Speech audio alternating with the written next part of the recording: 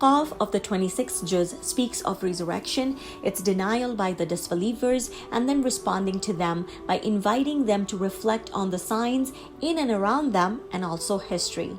17 to 18 speaks of the recording angels, followed by the opening of the records in the hereafter. Then a fearsome portrayal of hell contrasted with the calm image of paradise in 30 to 31. The surah concludes at 45 with a directive to the Prophet: remind with the Quran those who fear my warning. Zaariyat up to verse 30 also emphasizes the hereafter, listing some characteristics of the believers in 15 to 19. Allah's signs are mentioned in 20 to 22, then concluding this juz at ayat 30 with the story of Ibrahim AS and his wife when they were visited by the angels. Juz 27 starts at verse 31 of Zaariyat with a reference to the past communities, highlighting their common excuses and responses to their messenger, concluding with a warning to the disbeliever in verses 59 to 60. The 49 verses of Tur refute the doubts of the disbeliever with a list of questions in ayahs 29 to 43, powerful enough to silence any rebel. However, he does not budge. The surah says in verse 44, even if they see a part of sky falling down, they will say it is but a mass of clouds. The surah then concludes on a note of reassurance for the Prophet: you are under our watchful eyes. Do his praise then in the morning and night and at a time when stars retreat. Verse 48.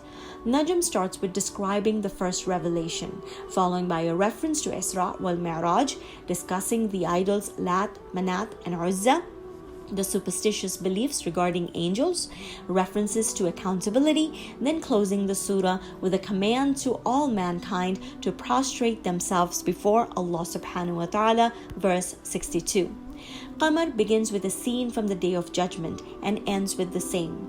In between are references to the fates of the past communities and an image of peace as it talks about the gardens and running rivers that will be the destiny of the believers in the hereafter.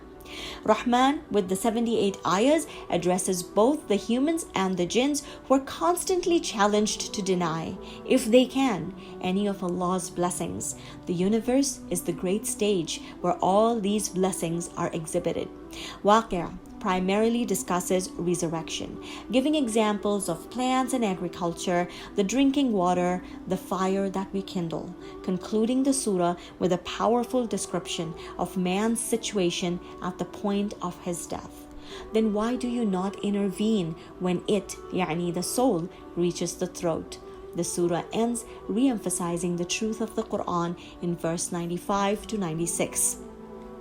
Hadid is an address to the Muslims to fulfill the requirements of faith, with special directives listed in verses 7 to 10. 11 is a call to offer a generous loan to Allah subhanahu wa ta'ala. 16, a command to humble themselves at the remembrance of Allah. 20 compares this world to the next. 20 to 21 is an invitation to compete for His pleasure, concluding the surah with a final address to the believers. Be mindful of Allah. Believe in His messenger. He will give you a double measure of His mercy and provide you with a light to walk in, and will forgive you.